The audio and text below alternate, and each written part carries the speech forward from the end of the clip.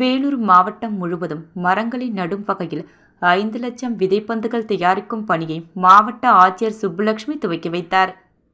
வேலூர் மாவட்டம் வேலூர் காட்பாடி ஆக்சிலியம் கல்லூரியில் சுற்றுச்சூழல் பாதுகாக்கவும் வேலூர் மலைப்பகுதிகளை பசுமையாக்கவும் இன்று கல்லூரியின் மாணவிகள் 3000 பேர் ஒருங்கிணைந்து 5,00,000 விதைப்பந்துகளை உருவாக்கும் பணியினை மாவட்ட ஆட்சியர் சுப்புலட்சுமி துவக்கி வைத்தார்.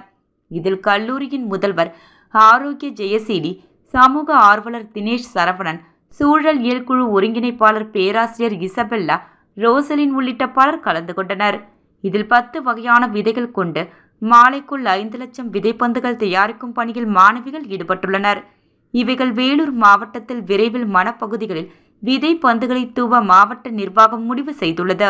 இதில் மாவட்ட ஆட்சியர் சுப்புலட்சுமி பேசுகையில், இம்மாவட்டத்தில் 247 ஊராட்சிகளில் 10,00,000 மரக்கன்றுகளை இந்த ஆண்டு நட திட்டமிட்டு அதற்கான பணிகளை துவங்கி மரக்கன்றுகள் வழங்கப்பட்டு வருகிறது. இதனை தவிர மாவட்டம் முழுவதும் பனை விதைகளை அதிக அளவில் நட்டுள்ளோம். பசுமையாக்கும் இந்த பணியில் மாணவிகளின் பங்களிப்பு பாராட்டுக்குரியது. இதன் மூலம் வேலூர் மாவட்டம் பசுமையாக்கப்படும் என்று பேசினார்.